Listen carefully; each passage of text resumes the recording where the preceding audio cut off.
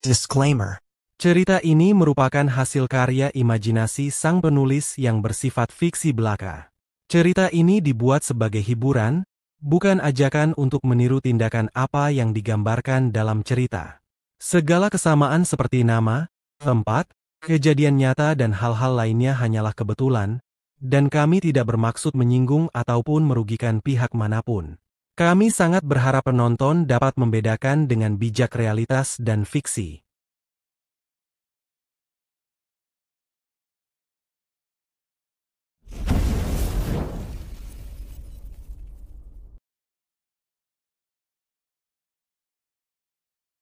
Cerita berlanjut saat pemilik toko benar-benar sudah sangat terkejut, dan bertanya-tanya, ada urusan apa Wo Oh-hyun mencarinya. Saat itu, Wo Oh-hyun berkomentar, tempat ini benar-benar menyedihkan. Bahkan suasananya seperti hantu bisa muncul kapan saja.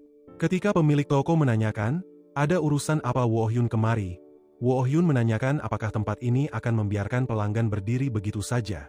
Pemilik toko cukup terkejut. Wo Oh-hyun menyebutkan bahwa ia adalah pelanggan. Dan ia dengan cepat mempersilahkan Wo Oh-hyun untuk masuk, dan segera menyiapkan teh dan biskuit untuknya. Setelah mengamati sekelilingnya, Wo Oh-hyun mengatakan, jika dilihat dari situasi pemilik toko, menjalankan toko dagang sepertinya tidak bisa menjamin ia selalu menghasilkan uang. Mendengar itu, pemilik toko menjelaskan, itu karena kelompok dagang Myriad Gold telah menguasai seluruh wilayah Hunan. Pemilik toko lalu menceritakan, sebagian besar toko dagang dikuasai oleh kelompok dagang Myriad Gold, dan toko dagang yang tidak berada di bawah naungan mereka akan berakhir seperti toko dagangnya ini. Wo Oh-hyun cukup terkejut dengan hal itu, dan ia dengan cepat menanyakan, apa yang dibutuhkan oleh toko dagang untuk membesarkan toko dagangnya. Pemilik toko menjawab, tentu saja uang, dan juga tempat-tempat untuk melakukan transaksi secara rutin. Tiba-tiba, Wo Oh-hyun kembali menanyakan, jika seseorang ingin mendirikan toko dagang di Luoyang, apa hal pertama yang harus dilakukan? Pemilik toko penasaran, oleh karena itu, ia bertanya, kenapa Wo Oh-hyun menanyakan semua itu, dan kenapa Wo Oh-hyun menemuinya. Wo Oh-hyun tidak mau menjelaskannya, dan menyuruhnya untuk menjawab semua pertanyaannya saja. Oleh karena itu, pemilik toko segera menjelaskan, jika ia membuka toko dagang di Luoyang, ia akan menjual anggur terkenal. Wo Oh-hyun cukup tertarik dengan perkataannya, dan pada saat yang sama, pemilik toko melanjutkan, Luoyang dekat dengan Danau Dongting, dan banyak orang yang suka minum-minum di sana jadi sangat menguntungkan. Dan jika ingin menjual anggur, pemilik toko menyatakan, ia akan membuat kesepakatan dengan keluarga Hoyeon. Pemilik toko kemudian menjelaskan, keluarga Hoyeon dulunya adalah keluarga yang terkenal dalam membuat anggur. Tetapi mereka tidak lagi memproduksi anggur karena kalah dari keluarga Chumun. Menurut pemilik toko, jika keluarga Hoyeon mulai membuat dan menjual anggur lagi, itu pasti akan menguntungkan, karena ada banyak orang kaya yang tidak bisa melupakan rasa anggur buatan mereka. Tetapi, pemilik toko tidak bisa menjamin bahwa rasa dari anggur buatan mereka belum berubah. Mendengar itu, Wo Oh-hyun menanyakan, selain anggur, apa ada produk atau barang lainnya yang bisa dijual?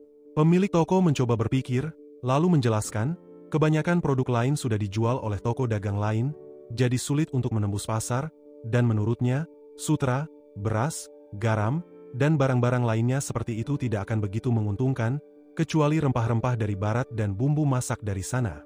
Namun, sangat sulit untuk membuat kesepakatan dengan mereka, bahkan, kelompok dagang Myriad Gold yang memiliki kesepakatan dengan mereka hanya menerima impor barang beberapa kali dalam setahun, dan harganya sangat mahal dan dijual dengan harga yang sangat tinggi. Setelah mendengarkan semua penjelasannya, Wo Oh-hyun tiba-tiba menyerahkan sejumlah besar koin emas kepadanya. Pemilik toko tentunya terkejut, dan menanyakan alasan mengapa Wo Oh-hyun tiba-tiba menyerahkan begitu banyak koin emas kepadanya. Sambil menunjukkan sejumlah koin emas tersebut, Wo Oh-hyun menyuruhnya untuk menutup toko dagangnya di sini dan pindah ke Luoyang dalam 10 hari, dan menyatakan, pemilik toko harus membentuk kelompok dagang yang melampaui kelompok dagang Myriad Gold di sana. Hal itu jelas sangat mengejutkan bagi pemilik toko, dan saat ia akan mengatakan sesuatu, Wo Oh-hyun seketika pergi meninggalkannya, sambil mengatakan, dirinya akan meninggalkan koin emasnya di sini, dan jika pemilik toko tidak tertarik dengan tawarannya, pemilik toko bisa menyerahkan koin emas itu pada Gubernur Hong. Pemilik toko berlari ke arah Wo Oh-hyun, meminta Wo Oh-hyun untuk menunggu sebentar, dan mengungkapkan, bagaimana mungkin orang rendahan seperti dirinya melakukan sesuatu yang besar seperti itu. Mendengar perkataannya, Wo Oh-hyun menghentikan langkahnya, lalu menjelaskan, Semakin rendahnya seseorang, orang itu akan menggetarkan giginya dan akan berjuang naik ke atas, karena mereka pasti tidak ingin selamanya menjadi orang biasa. Pemilik toko masih tidak mengerti dengan perkataan Woo Hyun, dan ia menanyakan, kenapa Woo Hyun tidak memberinya waktu untuk memikirkan semuanya. Woo Hyun menjawab, tidak, dan saat Woo Hyun menoleh ke arahnya, Woo Hyun menjelaskan, semakin lama seseorang berpikir, maka keberanian akan mulai menghilang, dan tanpa keberanian, seseorang tidak akan bisa membuat keputusan penting untuk hal besar. Dan di kalimat terakhirnya, Woo Hyun menyatakan, semakin lama seseorang menunda sesuatu, semakin banyak pula waktu dalam hidupnya yang terbuang sia-sia. Pemilik toko terdiam karena perkataan Woo Hyun, karena perkataannya memiliki arti yang sangat mendalam. Setelah Woo Hyun pergi, pemilik toko tiba-tiba merenung, karena bagaimanapun juga, Woo Hyun tidak memberinya waktu untuk memikirkan semuanya. Namun, ketika perhatiannya teralihkan pada sejumlah koin emas yang ada di atas meja, ia seketika berpikir, Woo Hyun pasti tidak bercanda dengannya karena Woo Hyun meninggalkan uang sebanyak itu kepadanya. Dan ia bergumam, dia benar-benar tidak tahu pilihan apa yang paling tepat di situasi ini. Setelah beberapa saat, terlihat Sohye yang tengah diperhatikan oleh semua orang saat sedang memasak sesuatu. Namun, begitu makanannya jadi, Woo Hyun seketika berkomentar, ini makanan atau gumpalan hitam. Saat itu, Somi mengatakan, menurutnya, makanan tersebut masih bisa dimakan, dan pada saat yang sama, Nam Gung Chun bergumam dalam hati, sesuai dugaannya, Sohye tidak memiliki bakat dalam memasak, karena makanan yang Sohye buat gagal total dan berakhir gosong. Tiba-tiba, Sohye menyemangati mereka untuk memakan makanan tersebut, dan menjelaskan, ia memasak karena Jang tidak ada, dan menyatakan, itu bukan gumpalan, tetapi sayuran goreng. Seketika, Woo Hyun mengambil sumpit, mencoba memakan makanan tersebut. Melihat hal itu, Somi terkejut, dan di saat yang sama, Kwon Mo Jin segera memperingati Woo Hyun. Makanan tersebut mungkin berbahaya. Namun, begitu Woo Hyun mengangkat makanannya, makanan yang ada di sumpitnya itu seketika hancur. Hal itu membuat mereka semua terkejut dan terdiam, sekaligus melirik ke arah Sohye, karena saat itu, Sohye tetap bersikeras bahwa itu tidak masalah dan meminta mereka untuk mencobanya dulu. Setelah beberapa saat, di daerah pegunungan terpencil, terlihat Jang dan Mak Janggan yang tengah memperhatikan kereta mereka yang sudah dihancurkan oleh orang lain. Tiba-tiba, Jang menyatakan, mereka telah menipu dirinya dan Mak Janggan. Mendengar itu, Mak Janggan menyatakan, itu salahnya Jang. Ternyata, kereta mereka dihancurkan oleh kusir. Kusir menghancurkan kereta karena Jang memperlakukan mereka dengan buruk, seperti tidak mengizinkan mereka beristirahat, terus menyuruh mereka melakukan berbagai macam pekerjaan, bahkan memerintahkan mereka untuk berburu, dan saat itu, Mak Janggan menjelaskan pada Jang, tidak ada kusir yang akan tahan dengan perlakuan seperti itu. Mendengar itu, Jang merasa aneh, karena sebagai penjaga, semua itu biasa ia lakukan di rumahnya Woo Hyun. Mak Janggan mencoba menahan kekesalannya dan mulai frustasi, dan menegaskan, kusir itu pasti merusak kereta dan kabur karena dendam. Ia juga mengungkapkan, dirinya sangat sial karena terjebak bersama seorang penjaga seperti Jang. Mendengar ungkapannya, Jang menyarankan Mak Janggan untuk kembali kalau tidak suka dengannya, dan menyatakan, ia bisa menjalankan tugas ini seorang diri. Perkataannya membuat Mak Janggan semakin kesal, oleh karena itu, ia membentak Jang, dan menegaskan, dia tidak bisa kembali, dan mengungkapkan, semuanya jadi kacau gara-gara Jang, dan mempertanyakan, kenapa Woo Hyun menyerahkan tugas seperti ini pada orang seperti Jang. Jang ikut kesal karena perkataannya, dan ia menjawab, Woo Hyun menyerahkan tugas ini padanya karena ia lebih baik dari Mak Janggan. Saat mereka mulai berkelahi, Jang tiba-tiba mengingatkan Mak Janggan, ia pernah mengalahkan Sohye. Sementara itu, di rumahnya Woo Hyun, Sadohak tiba-tiba bertanya pada Woo Hyun, kemana perginya Jang dan Mak Janggan. Woo Hyun menjelaskan, ia mengirim mereka untuk melakukan sesuatu, dan di saat yang sama, dijelaskan mereka yang akhirnya memakan pangsit daripada memakan makanan buatan Sohye. Mendengar perkataan Woo Hyun, Nam Gon Chun yang ada di dekatnya menanyakan, apakah Woo Hyun mengirim mereka untuk melakukan sesuatu karena ada sesuatu yang mengkhawatirkan. Sambil menoleh ke arah Kwon Mo Jin, Woo Hyun menjelaskan, untuk sekarang tidak ada apa-apa, tetapi nanti sesuatu mungkin akan terjadi. Kwon Mo Jin saat itu sedang berlatih, dan pada saat yang sama, Nam Gon Chun dan Sadohak seketika terdiam mendengar perkataan Woo Hyun.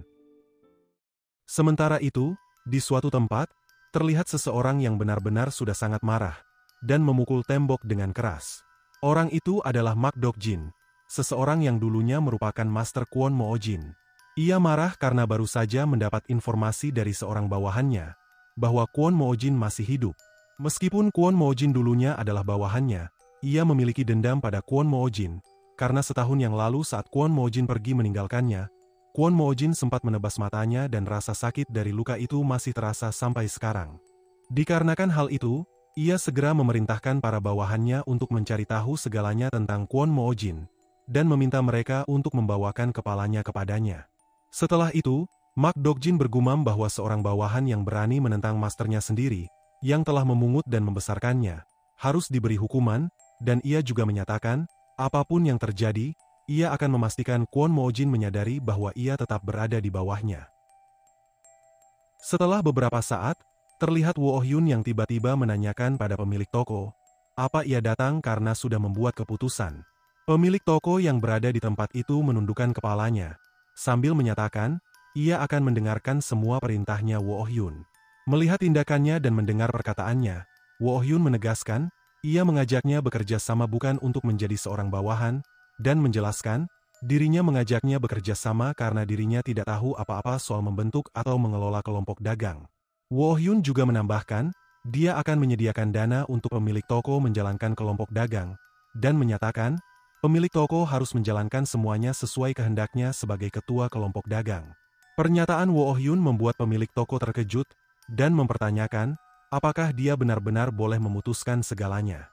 Karena pertanyaannya itu, Woo Hyun menanyakan balik, apakah pemilik toko tidak mempercayai perkataannya. Pemilik toko ragu-ragu menjawab, mengungkapkan, bukan begitu, hanya saja ini seperti mimpi. Hal itu membuat Woo Hyun menasihatinya bahwa mimpi hanya muncul saat tidur, dan yang terjadi sekarang adalah kenyataan, dan menyuruhnya untuk bisa membedakan kedua hal tersebut dengan baik-baik. Pemilik toko kembali menunduk di hadapan Woo Hyun, dan mengungkapkan, ia mengerti.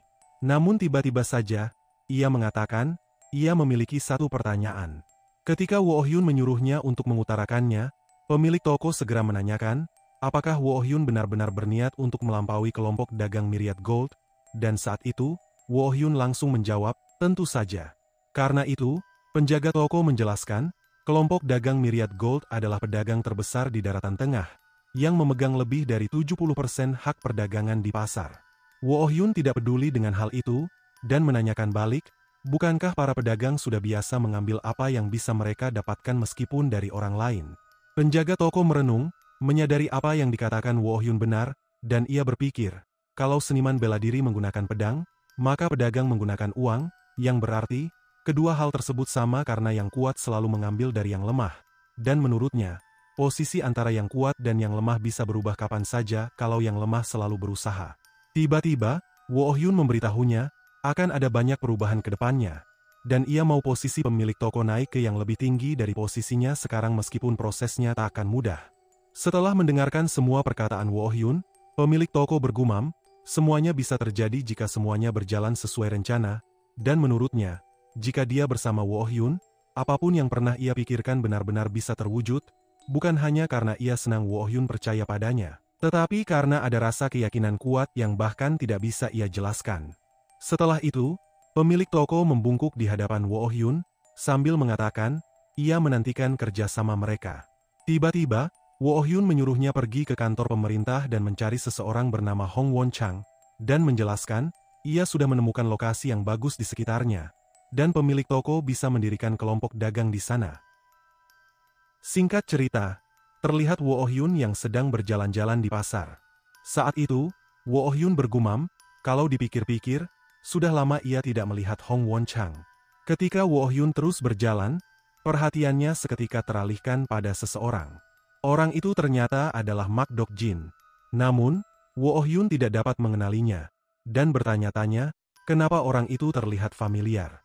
Ketika Woo Hyun berpikir, Mak Dokjin adalah orang yang tidak penting karena dirinya tidak dapat mengenalinya. Ia memutuskan untuk melanjutkan perjalanannya dan mengabaikannya. Namun, begitu Mak Dokjin melihat Woo Hyun, ia tiba-tiba memanggil Woo Hyun, dan berlari ke arahnya sambil bersiap mengayunkan pedangnya pada Woo Hyun. Woo Hyun menghentikan langkahnya, berbalik ke arah Mak Dokjin, dan tepat saat pedang besar milik Mak Dokjin telah berada di hadapannya, Woo Hyun langsung menghentikannya dengan tangannya, lalu dengan santai bertanya, siapa dirinya dan kenapa menyerang orang di siang bolong. Perkataan Woo Hyun membuat Mak Dokjin semakin kesal, karena Woo Hyun tidak dapat mengingat dirinya. Woo Hyun yang kini mulai mengingatnya, tiba-tiba bertanya, bukankah kau si idiot itu? Jelas, perkataan Woo Hyun membuat Mak Dokjin semakin marah. Namun tiba-tiba saja, Woo Hyun mencengkram lehernya, lalu membantingnya ke tanah dengan keras. Mak Dokjin dalam beberapa saat tidak dapat bergerak, dan ketika ia mencoba bergerak, Woo Hyun seketika menginjak badannya dengan keras, sambil mengatakan, ia menyukai tatapannya. Saat itu, Woo Hyun juga menyatakan, tubuh seorang seniman mungkin bisa sekarat, tetapi tatapan mereka akan selalu hidup. Namun kalau kemampuan seorang seniman bela diri hanya selemah ini, Woo Hyun memperingati Mak Dokjin untuk tidak berpikir membalas dendam padanya karena membuang-buang waktunya.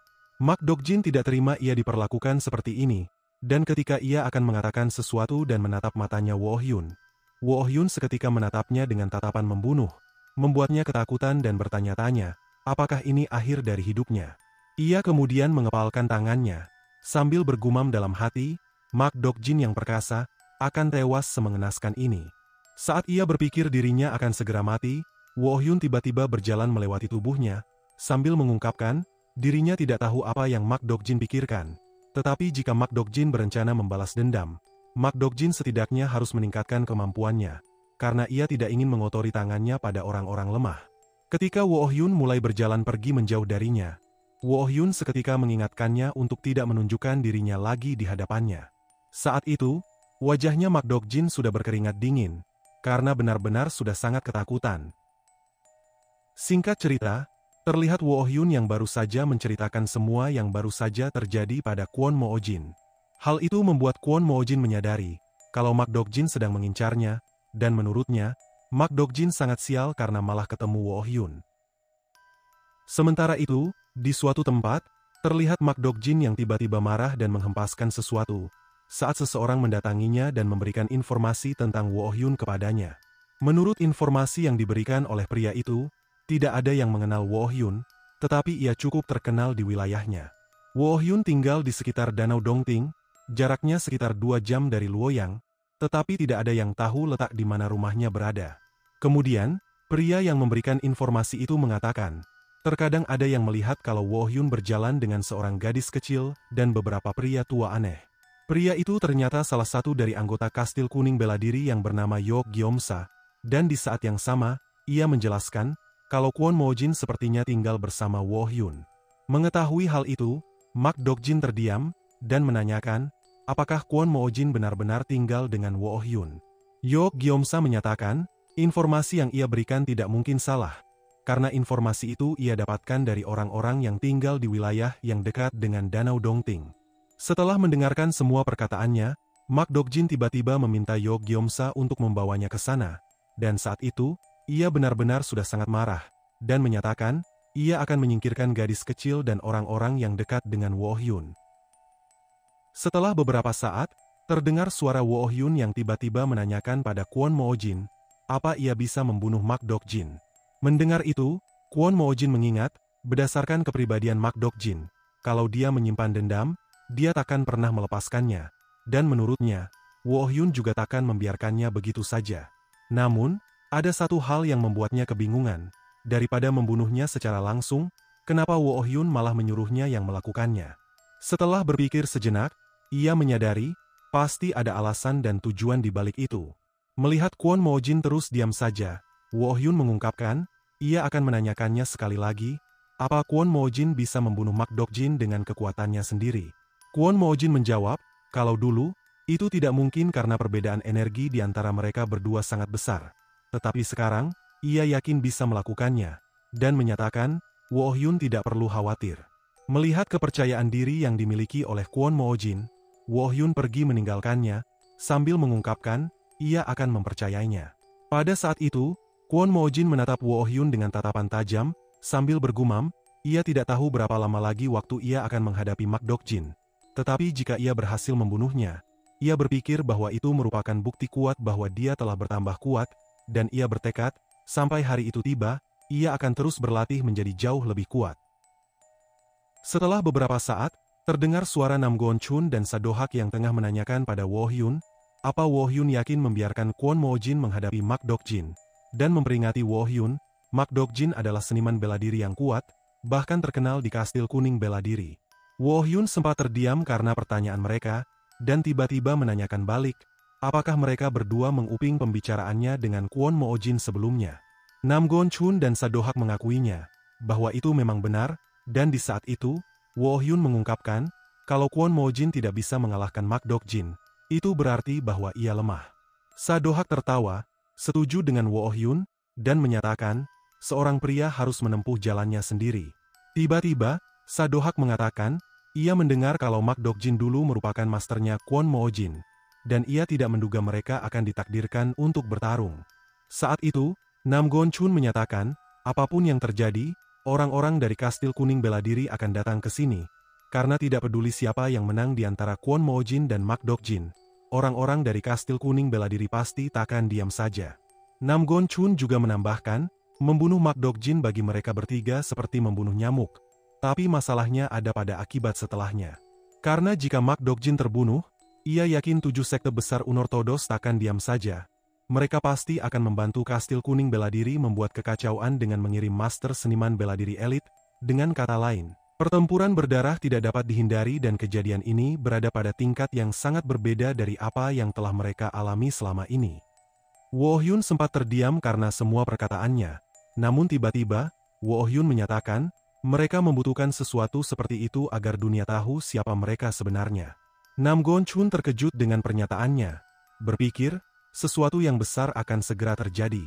Setelah itu, Wo Hyun berpikir dalam hati, meskipun ia hanya diam saja, permusuhan tetap saja datang kepadanya.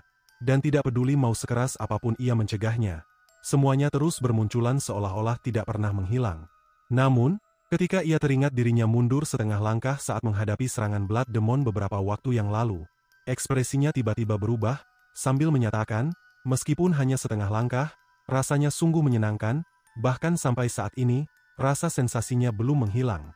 Kemudian, Wo Hyun tersenyum, dan dengan suara pelan mengungkapkan, semuanya akan jadi jauh lebih menarik, dan namanya akan kembali menggema di seluruh dunia. Setelah semua itu, Wo Hyun memutuskan untuk pergi, sambil menyuruh Nam Gon Chun dan Sadohak untuk tidak main-main lagi dan fokus pada pekerjaan mereka. Sadohak kesal karena perkataan Wo Hyun, karena Wo Hyun seketika mengalihkan pembicaraan ke yang lain dan pergi begitu saja. Saat itu, Nam Gon Chun terlihat mengkhawatirkan sesuatu, dan saat ia menoleh ke arah Wo Hyun, ia seketika bergumam, ini seperti melepaskan harimau pada sekelompok anak-anak. Singkat cerita, terlihat Mak Dok Jin yang tengah duduk di sebuah penginapan. Ia sudah sejak lama berada di sana, membuat seorang pria yang berada di lantai 2 mempertanyakan, mau sampai kapan dia duduk di sana. Pria itu mau Mak Dok Jin untuk segera pergi meninggalkan penginapan, karena Mak Dok Jin selalu menghajar pelanggan yang menatapnya, dan rumornya sudah tersebar di mana-mana, alhasil, para pelanggan mulai berhenti datang. Mendengar itu, pelayan wanita yang ada di sampingnya mengungkapkan, Mak Dok Jin setidaknya bersedia membayar makanan dan minuman pesanannya. Pria itu mengakuinya, tetapi entah kenapa, kehadiran Mak Dok Jin membuatnya tidak tenang, karena semenjak beberapa hari terakhir, Mak Dok Jin dan kelompoknya selalu membuat keributan di seluruh Yueyang, dan sekarang, sudah tidak ada satupun orang yang berkeliaran di jalanan karena mereka. Kemudian, pria itu berpikir, jika Yueyang jatuh di tangan kelompoknya Mak Dok Jin, bisnisnya ini akan berakhir karena orang-orang akan menghindari tempat ini.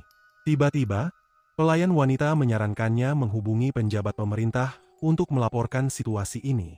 Pria itu menolak, karena menurutnya, bahkan jika Gubernur Hongpun yang turun tangan, ia tidak akan bisa melakukan hal apapun karena lawannya adalah seniman bela diri dari faksi unortodoks. Wanita itu setuju dengannya, dan menyatakan, bagi orang biasa seperti dirinya, semua hal yang berkaitan dengan seniman bela diri sangat menakutkan, dan mengatakan, ia tidak menyangka runtuhnya aliansi Murim akan berdampak seperti ini. Tiba-tiba, mereka berdua terkejut, karena mendengar suara teriakan seseorang. Suara tersebut berasal dari seseorang yang baru saja memasuki penginapan. Ia berteriak karena Mak Dok Jin baru saja memukulnya, dan di saat itu, pria itu terus memohon pengampunan. Mak Dok Jin tidak mau mengampuninya, dan saat ia akan mengeluarkan pedang besarnya, ia mengungkapkan, sudah ia bilang, ia akan membunuh siapapun yang masuk ke sini, dan setelah itu, ia langsung membunuh pria tersebut. Setelah beberapa saat, di kantor pemerintahan, Gubernur Hong yang tengah membaca sesuatu, tiba-tiba dihampiri oleh bawahannya, untuk melaporkan bahwa terjadi keributan lagi di sebuah penginapan. Gubernur Hong kesal, dan bertanya-tanya, kenapa seniman bela diri unortodoks selalu membuat kekacauan di daerahnya. Dan di saat yang sama, ia bertanya pada bawahannya, apa ia telah mencari tahu kenapa mereka selalu melakukan hal itu.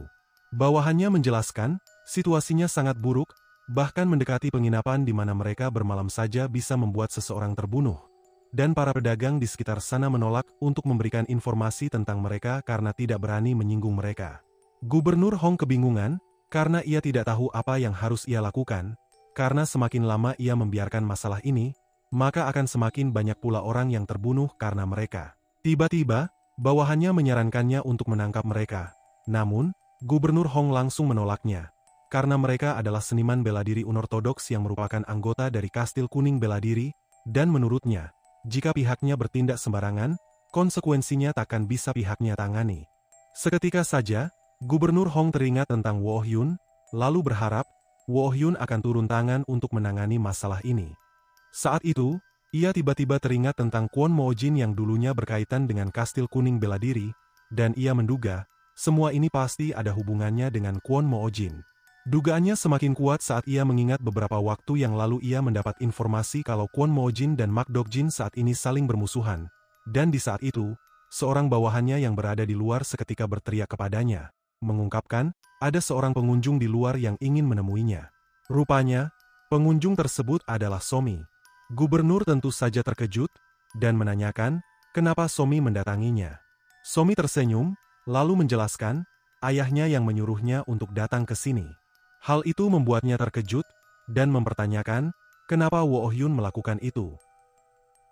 Malam harinya, di jalan, terlihat Wo Hyun yang berdiri di sana, menatap langit dan bulan. Di belakangnya, Nam Gon Chun, Sa Do Hak, Kwon Mo Jin dan So Hye tengah mengikutinya dari belakang. Saat itu, So Hye tampak kesal, karena mereka seperti mau ikut tawuran. Wo Hyun tidak setuju dengannya, dan mengungkapkan, tawuran terdengar menyeramkan, dan menjelaskan, mereka cuma mau menyapa. Setelah beberapa saat, mereka akhirnya sampai di sebuah penginapan. Saat memperhatikan penginapan itu dari luar, Kwon Mo Jin seketika mengungkapkan, ia merasakan kehadiran banyak orang di dalam sana. Wo Hyun tersenyum, lalu mengatakan, sepertinya orang-orang yang ada di dalam sana memang sudah menunggu kedatangan mereka. Ternyata, ada yang sedang memperhatikan mereka dari suatu tempat, dan di saat itu, Kwon Mo Jin mengungkapkan, sejak mereka meninggalkan rumah, dia merasa ada yang mengawasi mereka, dan menurutnya, orang itu pasti telah melaporkan bahwa mereka telah berada di sini. Tiba-tiba, Mak Dok Jin menunjukkan dirinya dari lantai atas penginapan, kemudian berteriak, ia hampir tertidur karena sudah menunggu mereka begitu lama. Ketika Wo Hyun dan Kwon Mo Jin menatap ke arahnya, Mak Dok Jin tersenyum, lalu menyuruh Wo Hyun untuk tidak berpikir bahwa situasi ini sama seperti saat mereka bertemu di jalan. Melihat raut wajahnya yang begitu percaya diri, Wo Hyun menyadari kalau Mak Dok Jin telah merencanakan sesuatu. Mak Dok Jin tersenyum, lalu menjelaskan, seluruh bawahannya telah tersebar di seluruh Luoyang, dan ada beberapa juga di dalam penginapan. Setelah mengatakan itu, ia tiba-tiba melemparkan kepala seseorang ke arah mereka, lalu menyatakan, seperti inilah akhir yang pantas bagi orang-orang yang tidak takut kepadanya. Melihat kepala orang itu, Nam Gon Chun yang awalnya terus diam saja, tiba-tiba terkejut dan marah. Melihat ekspresi kakek tua yang ada di dekat Wo Hyun, Mak Dok Jin tertawa, lalu menyatakan, ia akan membunuh semua orang tidak peduli siapapun itu, jika berani mengusiknya. Seketika, ia berhenti tertawa, dan saat menatap ke arah Wo Hyun dengan tatapan tajam, ia mengatakan, ia menemukan seorang gadis kecil yang bersembunyi di kantor pemerintahan. Ia kemudian menyatakan, jika Wo Hyun berani mengarahkan pedang kepadanya, ia akan memerintahkan semua anak buahnya untuk mengubah seluruh Luoyang menjadi lautan darah. Tetapi jika Wo Hyun menyerah dan menerima pedangnya dengan tenang, ia tidak akan melakukan hal tersebut. Awalnya, Wo Hyun hanya menatapnya dengan tatapan biasa, tetapi setelah mendengar ancamannya itu, tatapannya seketika berubah. Saat itu, Wo Hyun merasakan ada begitu banyak orang di dalam penginapan, yang berada di lantai bawah merupakan orang-orang tidak bersalah. dan di lantai atas adalah para anak buahnya Mak Dokjin berkumpul bersiap menyergap. Tiba-tiba, Wo Oh Yun memegang genggam pedangnya, dan saat ia mengayunkan pedangnya dengan sekali tebasan, penginapan tempat Mak Dokjin berada tiba-tiba terbelah menjadi dua bagian, lantai atas terbang ke atas, dan lantai bawah tetap berdiri kokoh di atas tanah. Hal itu membuat Mak Dokjin terdiam dan terkejut, karena ia tidak mengetahui apa yang baru saja terjadi, dan di saat itu, setengah bagian rambutnya terlihat telah terpotong karena tebasan Wo Oh Yun barusan. Ketika ia menatap ke arah Wo Oh Yun, ia melihat Wo Oh Yun baru saja mengeluarkan pedangnya, dan ketika ia memperhatikan sekelilingnya, ia melihat semua bawahannya telah tewas dan terkapar di mana-mana di lantai atas. Pada saat itu, Mak Dokjin masih tidak mengetahui apa yang baru saja terjadi, dan ia bertanya-tanya dalam hati, apa tempat ini baru saja meledak karena ada jebakan. Tiba-tiba, ia mendengar suara seseorang yang mengatakan, kenapa membiarkan dirinya selamat. Suara tersebut membuat Mak Dokjin semakin ketakutan, dan berpikir, Wo Oh Yun dan yang lainnya ingin menangkapnya terlebih dahulu daripada menyelamatkan orang-orang di seluruh Luoyang ini. Oleh karena itu, ia berpikir dirinya harus segera kabur. Ketika ia akan segera kabur, Yok Gyeomsa tiba-tiba muncul dan menghentikannya, sambil menanyakan, apa orang yang berdiri di sana adalah seseorang yang ia bicarakan sebelumnya. Setelah itu, Wo Oh Yun dan Yok Gyeomsa saling menatap. Ketika Mak Dokjin melihat ke arah Yok Gyeomsa, ia baru mengingat kalau dirinya membawanya kali ini, dan itu membuatnya senang dan berpikir, ini akan baik-baik saja sekarang. Ia sangat mempercayai Yok Gyeomsa karena Yok Gyeomsa dikenal sebagai jenius yang muncul sekali dalam 100 tahun, dan menurutnya, jika Yok Gyeomsa tidak mengikuti ayahnya untuk bergabung dengan Kastil Kuning Bela Diri, Yok Gyeomsa bisa membentuk organisasinya sendiri dan namanya sudah terkenal di seluruh faksi unortodoks. Rupanya, Yok Gyeomsa adalah salah satu orang terkuat di dalam Kastil Kuning Bela Diri, dan seseorang yang memiliki kekuatan yang sebanding dengan ayahnya Mak Dokjin. Pada saat itu, Yok Gyeomsa tersenyum, dan menanyakan, apakah Wo Oh Yun kuat? Mak Dokjin mengangguk, menjelaskan, Wo Oh Yun adalah seseorang yang mengalahkannya di jalan baru-baru ini. Yok Gyeomsa tersenyum, mengungkapkan, ini sungguh menarik, dan karena kebetulan ia belum berolahraga dengan baik akhir-akhir ini, ia menyatakan ia mau bersenang-senang dengan Wo Oh Yun. Nam Gon Chun menatap ke arahnya, dan mempertanyakan, apa ia adalah Yok Gyeomsa? Sadohak yang ada di sampingnya mengangguk, menjelaskan, itu memang benar adalah dia. Mendengar pembicaraan mereka, Wo Oh Yun bertanya pada mereka berdua, apakah mereka mengenalinya. Nam Gon Chun mengangguk dengan yakin, dan menceritakan, dirinya pernah menghajar Yok Gyeomsa habis-habisan saat dia masih muda. Sadohak tertawa kecil, lalu mengungkapkan, ia juga pernah melakukan itu pada Yok Gyeomsa, bahkan hampir membunuhnya. Menyadari dua kakek tua bertopeng yang ada di dekat Wo Oh Yun tengah membicarakan dirinya, Yok Gyeomsa terkejut, dan bertanya-tanya, kenapa mereka berdua begitu angkuh saat membicarakan dirinya. Namun karena ia tidak dapat mengenali identitas kedua kakek tua itu sebab memakai topeng, dan ia tidak bisa merasakan energi milik mereka, ia malah berpikir bahwa Nam Gon Chun dan Sadohak hanyalah serangga yang pandai berbicara dan berbohong. Dikarenakan hal itu, ia lantas berpikir bahwa mereka berdua benar-benar sangat menyedihkan. Namun tiba-tiba saja, Wo Oh Yun menatap ke arah mereka, lalu menanyakan, apakah mereka tidak mau melarikan diri, dan menyarankan mereka untuk mulai berlari menyelamatkan diri mereka. Yok Gyeomsa cukup kesal dengan perkataan Wo Oh Yun, dan bergumam, meskipun Wo Oh Yun masih muda dan bisa mengalahkan Mak Dokjin, Wo Oh Yun hanyalah hiburan baginya. Tetapi karena dirinya tidak mau merusak rencana mereka sebelumnya, ia memutuskan untuk mulai pergi menjauh dari mereka, dan pada saat itu, ia langsung mengarahkan sesuatu ke langit, dan benda itu langsung mengeluarkan cahaya ke langit bagaikan kembang api, untuk memerintahkan semua bawahan Mak Dokjin yang telah tersebar di seluruh Luoyang mulai menjalankan rencana mereka, untuk menghabisi semua orang. Pada saat yang sama, Mak Dokjin langsung berlari ke suatu tempat, dan memerintahkan Wo Oh Yun dan lainnya untuk mengejar mereka. Saat itu, Mak Dokjin yakin, Wo Oh Yun dan lainnya pasti akan berpencar karena takkan membiarkan anak buahnya yang telah tersebar di seluruh Luoyang begitu saja. Karena pemikirannya itu, ia berencana membunuh mereka yang akan mengikutinya dengan menyakitkan. Tiba-tiba, Sadohak yang ada di samping Nam Gon Chun menghela nafasnya, lalu mengatakan, dirinya, Wo Oh Yun dan yang lainnya seharusnya langsung menangkap Mak Dokjin sebelumnya, dan mempertanyakan, kenapa Wo Oh Yun malah membiarkan mereka menjalankan rencana mereka, karena ini membuang-buang waktu. Wo Oh Yun mengabaikan perkataannya, dan segera mendekati Kwon Moojin, lalu menyuruh Kwon Moojin untuk mengejar Mak Dokjin, sambil menyatakan, yang seharusnya membunuh Mak Dokjin adalah Kwon Moojin. Setelah itu, Kwon Moojin langsung berlari mengejar Mak Dokjin, sambil mengungkapkan, "Baik Master."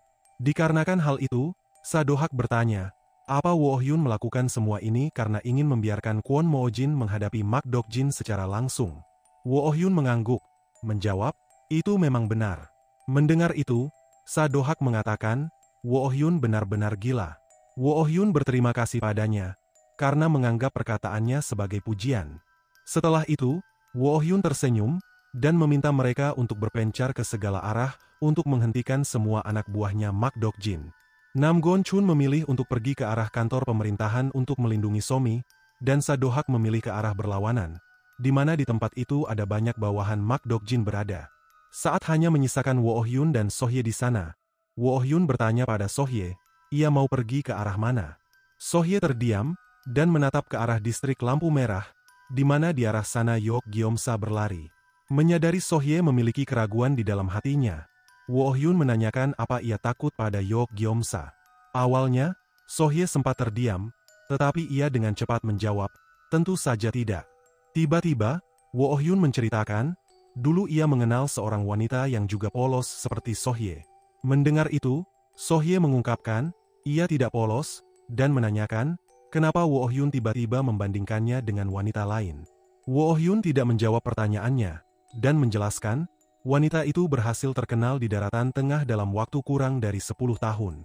Woo Hyun kemudian mencoba memikirkan wanita itu, lalu mengungkapkan, wanita itu memang hebat, dia bahkan tidak terlahir dengan bakat seperti Sohye, tetapi ia berhasil melakukan semuanya dengan mengandalkan kerja kerasnya. Sohye kesal karena perkataan Woo Hyun, karena ia berpikir, Woo Hyun sedang mengejek dirinya, oleh sebab itu, ia memutuskan untuk pergi meninggalkan Woo Hyun, dan Woo Hyun langsung mengikutinya dari belakang. Kemudian, cerita dialihkan di tempatnya Sadohak, di mana saat itu, ia tengah menghajar bawahannya Mak Dokjin dan menyelamatkan rakyat biasa. Saat itu, ia berteriak, menyatakan, dirinya, pelindung Luoyang, sang demonic Heavenly General dari klan dan di Hunan, takkan pernah membiarkan orang jahat. Ia berteriak seperti itu karena ia ingin menyebarkan nama, klan dan, karena ia sudah menganggap bahwa dirinya adalah bagian dari klan tersebut. Saat ia menyadari masih banyak anak buahnya Mak Dokjin yang tengah bersiap menyergapnya, ia berpikir ini akan semakin menghibur. Ketika salah satu di antara mereka akan menyerangnya, Sadohak tersenyum sinis, dan dengan cepat berpindah tempat ke belakang orang itu. Saat ia telah menebas orang itu, ia bergumam, meskipun dirinya tidak tahu apa yang dipikirkan oleh Woo Hyun sampai membiarkan Mak Dokjin menjalankan rencananya. Woo Hyun setidaknya membuat semua ini jadi sangat menyenangkan, sampai-sampai dirinya tidak mau kejadian ini berakhir. Sementara itu, di depan kantor pemerintahan, terlihat para anak buahnya Mak Dokjin yang tengah berkumpul di sana dalam sebuah kelompok. Tiba-tiba, seseorang yang memimpin sekelompok orang itu memerintahkan yang lainnya untuk membunuh setiap orang yang mereka lihat. Dan ketika mereka akan memasuki kantor pemerintahan, seorang kakek tua seketika muncul di depan mereka.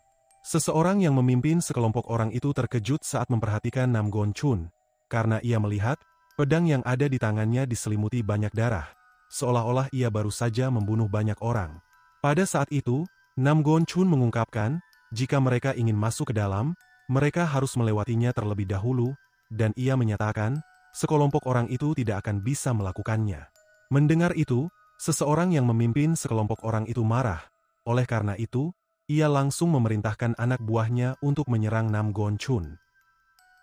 Di tempat lain, terlihat Kwon Moojin yang bertarung menghadapi Mak Dokjin dan Yok Gyeomsa. Kwon Moojin sudah terluka dan kelelahan, meskipun ia baru menghadapi Yok Gyeomsa.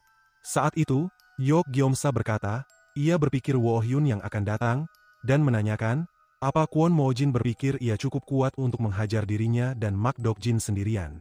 Kwon Moojin tersenyum, menyatakan, masternya tidak perlu turun tangan untuk menghadapi sampah seperti mereka berdua, dan mengungkapkan, ia sendiri saja sudah cukup. Kwon Moojin mengatakan itu sambil menatap mereka dengan tatapan tajam, membuat Yok Gyeomsa terkejut dan berpikir, Kwon Moojin benar-benar gila karena berani mengatakan itu meskipun nyawanya dalam bahaya. Setelah memikirkan itu, Yok Gyeomsa akhirnya menyadari kalau Kwon Moojin tidak menatap ke arahnya, tetapi ke arah Mak Dokjin. Hal itu membuatnya kesal, karena berpikir, Kwon Moojin meremehkannya karena berani mengalihkan perhatiannya saat mereka sedang bertarung. Oleh karena itu, ia langsung berlari ke arah Kwon Moojin untuk menyerangnya. Kwon Moojin tidak dapat menghindar, karena ia sudah terluka dan kelelahan. Setelah itu, Mak Dokjin bertanya pada Kwon Moojin, apakah kepalanya sudah rusak karena berani berbicara besar di situasi ini. Mak Dokjin juga mempertanyakan, kenapa ayahnya ingin menemukan seseorang seperti Kwon Moojin, padahal seseorang seperti Kwon Moojin tidak ada apa-apanya. Dan menurutnya, ini sudah sempurna, karena ia berniat memengal kepalanya Kwon Moojin dan memberikannya sebagai hadiah kepada ayahnya. Mendengar perkataannya, Kwon Moojin menyatakan, Mak Dokjin adalah orang bodoh yang tidak bisa melakukan apapun seorang diri. Mak Dokjin kesal karena perkataannya. Oleh karena itu, ia meminta Yok Gyeomsa untuk mencungkil matanya terlebih dahulu. Yok Gyeomsa setuju dengan hal itu, dan menjelaskan, ia memang tidak menyukai tatapannya Kwon Moojin. Namun, saat ia akan melakukannya, seseorang seketika muncul memukul wajahnya, membuatnya terhempas ke udara, dan di saat itu, Kwon Moojin dan Mak Dokjin belum menyadari apa yang baru saja terjadi. Saat Yok Gyeomsa terjatuh menghantam tanah, Kwon Moojin dan Mak Dokjin akhirnya menyadari apa yang baru saja terjadi, dan jelas, hal tersebut membuat mereka terkejut. Bahkan, Yok Gyeomsa, korban dari kejadian itu kebingungan, dan mempertanyakan, apa yang baru saja terjadi kepadanya. Ketika ia menatap ke depan, ia melihat Woo Oh-hyun yang telah berada di sana, dan pada akhirnya, ia menyadari apa yang baru saja terjadi padanya, bahwa Woo Oh-hyun baru saja memukul dan menghempaskannya ke udara. Sementara itu, tidak jauh dari sana, terlihat Sohye yang tak dapat mengejar kecepatan Woo Oh-hyun, ketinggalan, dan akhirnya dihadang oleh beberapa anak buahnya Mak Dokjin. Kembali ke tempat sebelumnya, Woo Oh-hyun tiba-tiba menyebut Yok Gyeomsa sangat bodoh, karena terlambat menyadari apa yang baru saja terjadi kepadanya. Kwon Moojin saat itu masih terkejut, karena kemunculan Woo Oh-hyun yang tiba-tiba, begitu pula Mak Dokjin, dan Mak Dokjin benar-benar tidak percaya. Woo Oh-hyun baru saja mengalahkan Yok Gyeomsa semudah itu. Ketika Woo Oh-hyun menoleh ke arahnya, Woo Oh-hyun seketika mengingatkannya, bahwa dirinya sebelumnya sudah memperingatkan Mak Dokjin untuk tidak muncul lagi di hadapannya. Mak Dokjin mencoba untuk tetap tenang, lalu menanyakan, apakah Woo Oh-hyun tidak khawatir pada putrinya, dan mengatakan, para bawahannya telah menyebar di seluruh Luoyang dan tengah membunuh orang-orang yang mereka temui, dan menurutnya, Somi kemungkinan besar telah tiada. Setelah mengatakan itu, ia tiba-tiba terkejut, karena melihat dua kakek bertopeng yang tiba-tiba muncul di semak-semak yang telah berlumuran darah. Saat Nam Gon-chun dan Sadohak telah berdiri di hadapannya, Mak Dokjin menanyakan, kenapa mereka bisa berada di sini. Melihat ekspresinya, Sadohak tertawa mengejek, dan sambil menunjuk ke arahnya, Sadohak mempertanyakan, apakah Mak Dokjin sedang terkejut membeku. Ketika Sadohak menoleh ke arah Yok Gyeomsa, ia mengungkapkan, sepertinya seseorang yang sangat Mak Dokjin percaya, kini tidak berdaya. Saat itu, Woo Oh-hyun tengah menginjak kepalanya Yok Gyeomsa, dan Yok Gyeomsa memerintahkan Woo Oh-hyun untuk menyingkirkan kakinya. Tiba-tiba, Sadohak yang sebelumnya sedang mempermainkan Mak Dokjin, menyatakan, terkait para bawahannya Mak Dokjin, mereka telah membunuh semuanya, dan kini tidak ada satupun dari mereka yang tersisa. Pernyataan tersebut membuat Mak Dokjin terkejut kebingungan, mempertanyakan, apa maksudnya, padahal ia membawa begitu banyak orang ke sini, dan ia bertanya-tanya, bagaimana mereka bisa membunuh semua bawahannya dalam waktu kurang dari 1 jam. Setelah berpikir keras, Mak Dokjin lantas berpikir bahwa ini hanyalah lelucon. Ia marah, dan berteriak, ini tidak mungkin.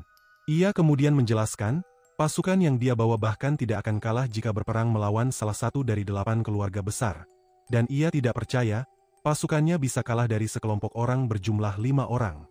Ketika Mak Dokjin terus mengoceh, Woo Oh-hyun tiba-tiba memerintahkan Kwon Moojin untuk bertindak, dan mengungkapkan, ini sudah saatnya bagi Kwon Moojin memutuskan takdirnya sendiri. Pada saat itu, Kwon Moojin segera mempersiapkan kedua pedangnya, bersiap menyerang Mak Dokjin. Sementara itu, Mak Dokjin tiba-tiba maju menyerang Nam Gon-chun dan Sadohak, sambil berteriak, bahwa mereka harus mati. Dia menebaskan pedangnya ke arah mereka, sementara Nam Gon-chun dan Sadohak terus berusaha menghindarinya. Karena tak ada satupun serangannya yang bisa mengenai Nam Gon-chun dan Sadohak, ia akhirnya sadar kalau selama ini mereka telah menyembunyikan kemampuan mereka. Hal itu membuatnya menjadi lebih waspada, dan ketika ia menoleh ke sampingnya, ia melihat Kwon Moojin telah melancarkan serangan, dan ia langsung menangkisnya dengan sekuat tenaga.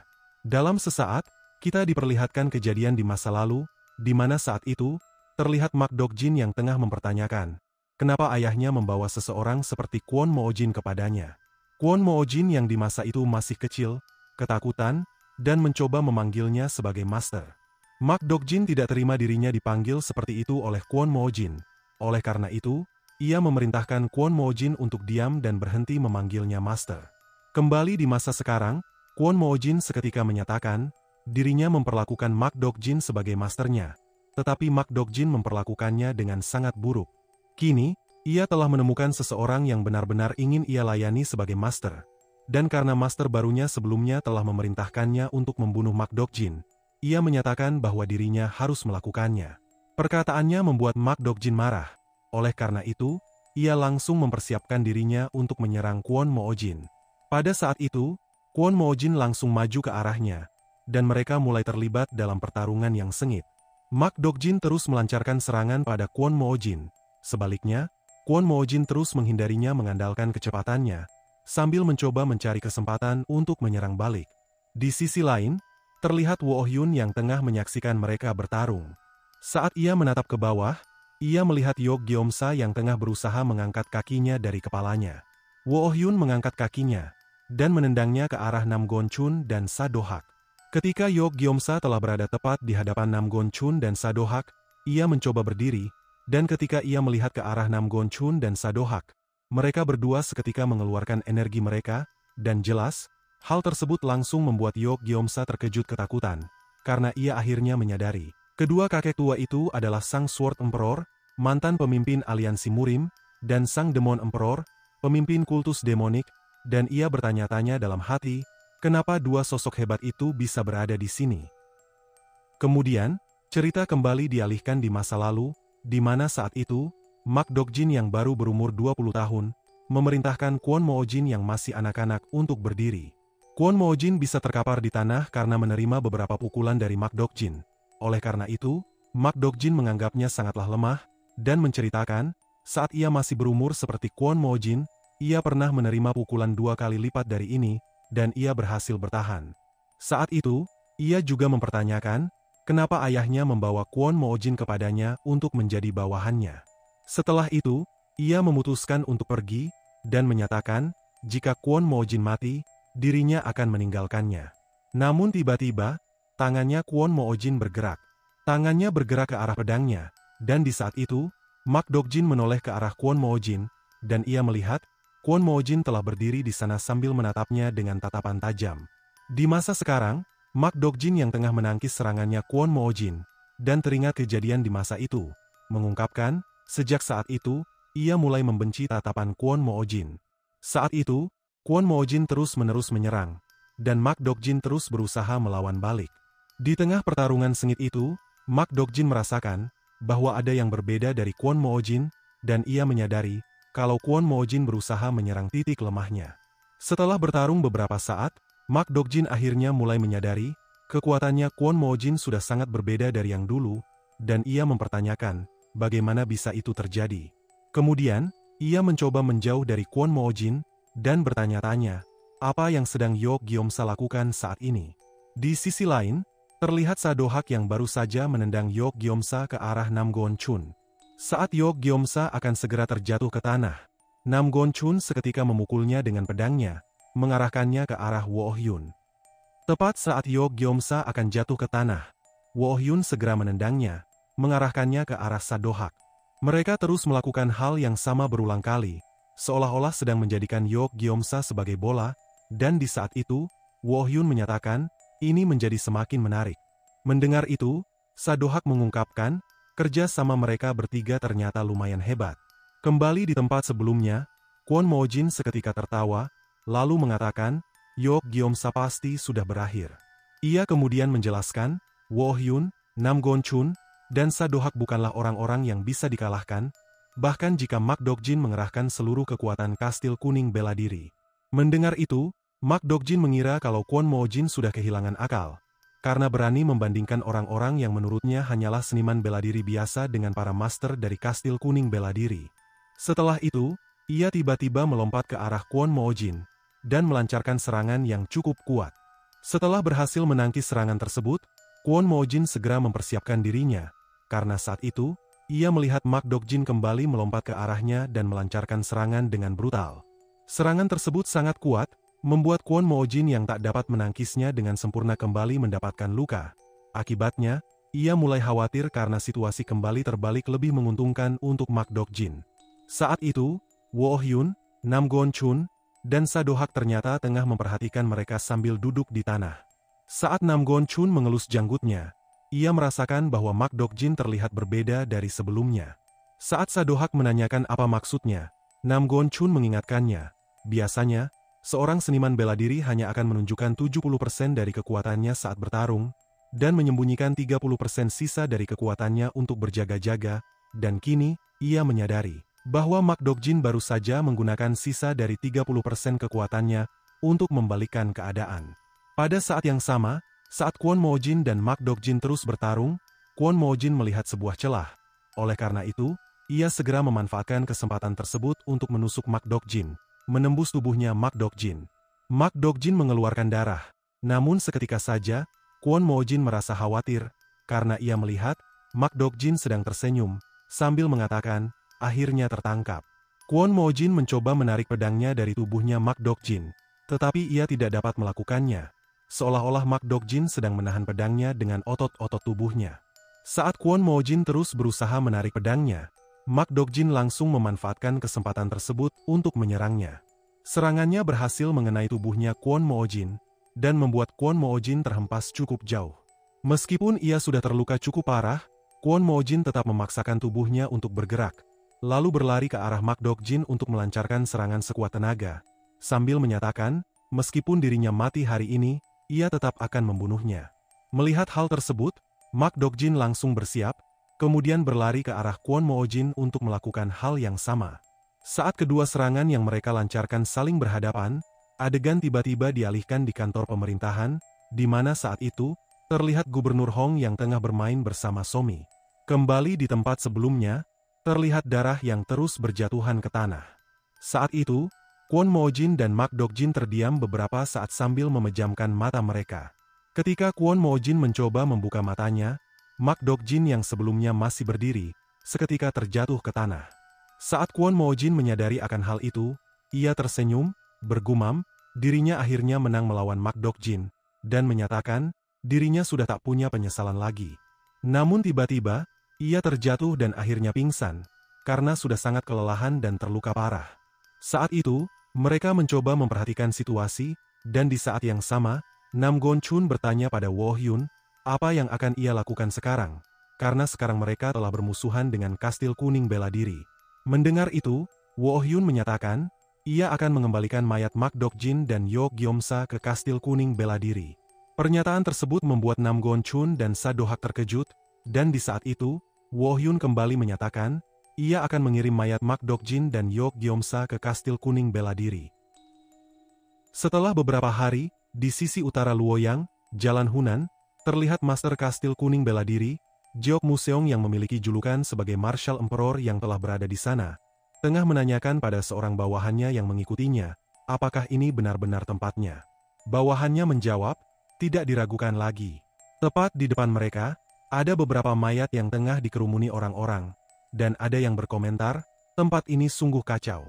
Setelah memperhatikan mayat-mayat itu, Jeok Museong dapat menyadari luka-luka yang ada di tubuh mereka disebabkan oleh serangan dari seniman bela diri, dan ia segera memerintahkan pada bawahannya yang ada di dekatnya untuk mencari tahu apa yang sebenarnya terjadi di tempat ini. Ternyata, Jeok Museong dapat mengetahui kalau semua ini adalah perbuatan Mak Dokjin. Jeok Museong kemudian bergumam, kalau bukan karena Mak Dokjin putra dari teman dekatnya, ia sudah sejak lama mengusirnya dari Kastil Kuning Bela Dirinya. Saat itu, ia teringat permintaan temannya itu beberapa hari yang lalu, di mana saat itu, temannya memintanya untuk mencari tahu keberadaan Mak Dokjin, karena mereka tidak bisa menghubunginya setelah dia membawa banyak seniman bela diri keluarga mereka. Temannya itu juga mengatakan, meskipun Mak Dokjin tidak berguna, ia tetaplah putra tertua keluarga Mak, dan jika Jeok Museong bersedia membantu mereka meskipun Mak Dokjin adalah anggota Kastil Kuning Bela Diri, temannya itu mengatakan keluarga Mak takkan pernah melupakan kebaikannya. Pada saat ini, Jeok Museong bergumam, ia tidak menyangka sebuah pertemanan dapat membuatnya seorang pemimpin kastil kuning bela diri untuk turun tangan secara langsung. Beberapa saat kemudian, di sebuah penginapan, terlihat Jeok Museong yang tengah disajikan teh oleh seorang pelayan dari penginapan tersebut. Tiba-tiba, pelayan tersebut terkejut saat melihat Jeok Museong baru saja mengeluarkan sebuah koin emas, sambil mengatakan, di luar sedang berisik, dan memintanya untuk menceritakan apa yang telah terjadi di sekitar sini. Sementara itu, di rumah besar Wo Oh-hyun, terlihat Kwon Mo-jin yang baru saja sadar, dan mengatakan, dia tidak menyangka dirinya masih hidup. Menyadari akan hal itu, Somi segera mendekat ke arahnya untuk memeriksa keadaannya. Melihat hal itu, Kwon Mo-jin meminta maaf dan berterima kasih kepada Somi karena telah merepotkannya. Melihat Somi begitu serius merawat dirinya, Kwon Mo-jin berpikir kalau Somi yang selama ini merawat dirinya saat ia tidak sadarkan diri. Ketika Kwon Mo-jin mengelus kepalanya Somi tersenyum, menjelaskan, ia melakukan ini karena ia menyukainya. Tiba-tiba, Somi menanyakan, apa yang telah terjadi kepadanya, dan menceritakan, ayahnya berkata kalau Kwon Mo-jin menjadi seperti ini karena jatuh dari gunung saat mendaki. Kwon Mo-jin merasa ragu untuk menceritakannya, karena tidak mungkin baginya menjelaskan kepada seorang anak kecil bahwa ia menjadi seperti ini akibat bertarung. Namun seketika saja, Somi menatapnya dengan tajam, lalu mengungkapkan, bagaimanapun ia mencoba melihatnya, ia tetap tidak dapat mempercayai bahwa Kwon Mo-jin menjadi seperti ini akibat jatuh dari gunung. Meskipun Nam Gon-chun dan Sadohak juga mengatakan hal yang sama. Menurut Somi, luka-luka yang dialami Kwon Mo-jin terlihat sangat tidak biasa. Kwon Mo-jin yang tidak tahu harus menjelaskan apa kepada Somi, tiba-tiba berkata, sejujurnya, tubuhnya sempat terbentur batu yang sangat tajam. Mendengar hal itu, Somi bertanya, benarkah? Kemudian, Somi menjelaskan, ia sebenarnya berpikir Kwon Mo-jin menjadi seperti ini karena bertarung. Setelah itu, Somi tersenyum, lalu berkata, ia bersyukur dugaannya tentang Kwon Mo-jin yang menjadi seperti ini karena bertarung ternyata salah. Somi juga menambahkan, orang dewasa seharusnya tidak suka bertarung, dan menjelaskan, ayahnya pernah mengatakan kepadanya bahwa orang dewasa yang suka bertarung adalah orang yang kekanak-kanakan. Mendengar hal itu, Kwon Mo-jin terkejut, teringat pada Wo Oh-hyun, dan mulai bertanya-tanya, apa sebenarnya yang telah diajarkan oleh seseorang yang paling ahli dalam bertarung kepada Somi. Tiba-tiba, pintu terbuka, membuat Kwon Mo-jin menjadi waspada. Ternyata, orang itu adalah Wo Oh-hyun yang ingin melihat kondisinya Kwon Mo-jin. Sementara itu, di suatu tempat, terdengar suara bawahan Jeok Museong yang baru saja mengungkapkan, semua ini adalah hasil investigasinya sejauh ini. Mendengar itu, Jeok Museong berkata, semua yang dikatakan oleh bawahannya sama persis dengan apa yang dikatakan oleh pelayan penginapan sebelumnya.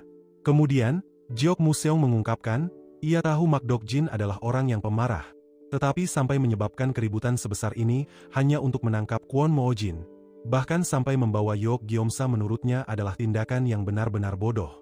Karena ia belum mengetahui keberadaan Mak Dok-jin dan Yeok Gyeomsa, Jeok Museong menanyakan pada bawahannya, di mana mereka berdua sekarang. Awalnya, bawahannya ragu-ragu untuk menceritakannya.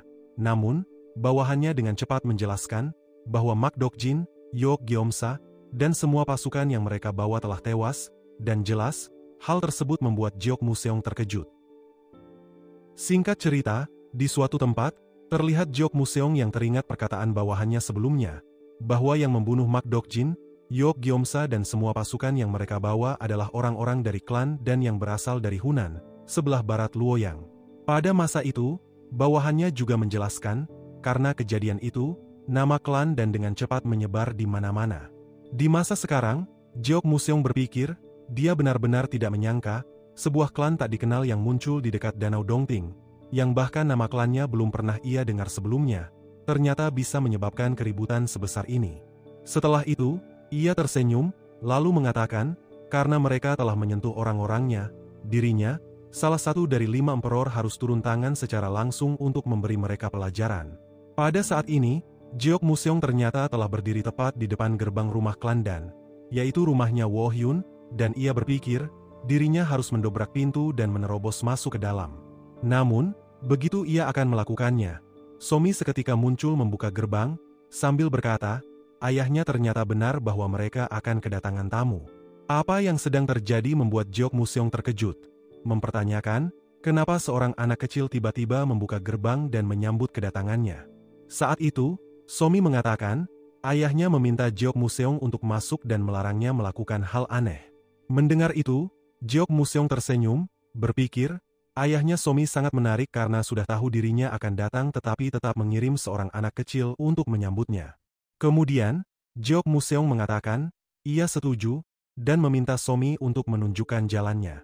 Dalam perjalanan, Jeok Museong yang tengah memperhatikan sekelilingnya, bergumam, dilihat dari luar, tempat ini seperti rumah besar sederhana, tetapi jika dilihat dari dalam, tempat ini terlihat seperti bukan rumah biasa dari klan rendahan yang baru muncul.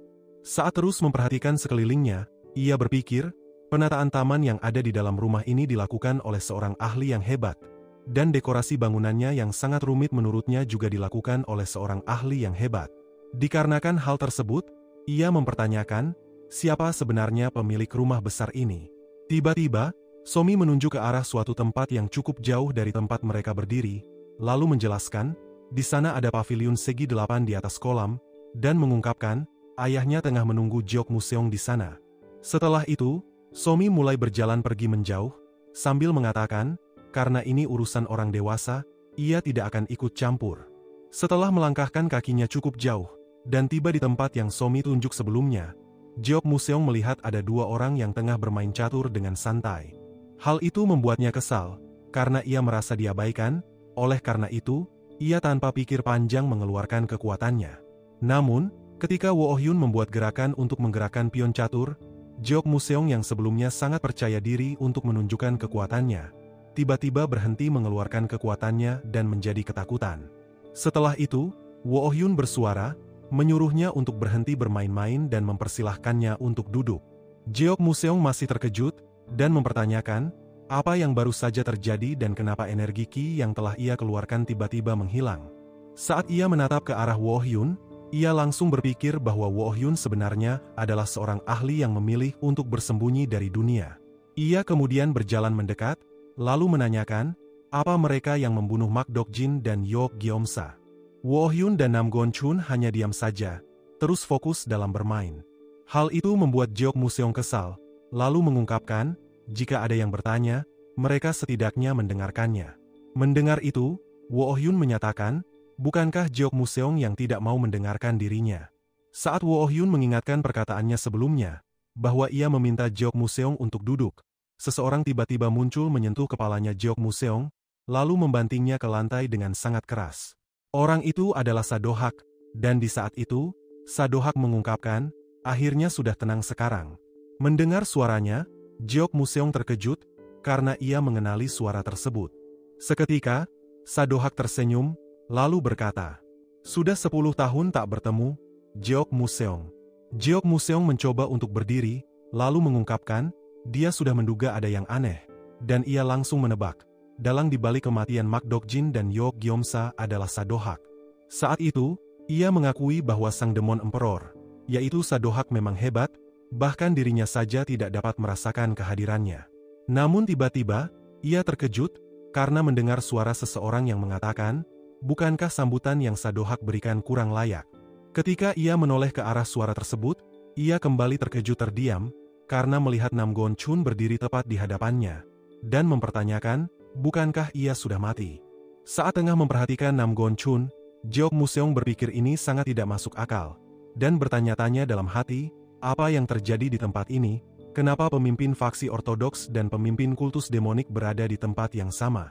Tiba-tiba, sebuah pikiran terlintas di benaknya, menduga bahwa faksi ortodoks dan kultus demonik bekerja sama karena ingin berperang melawan faksi unortodoks.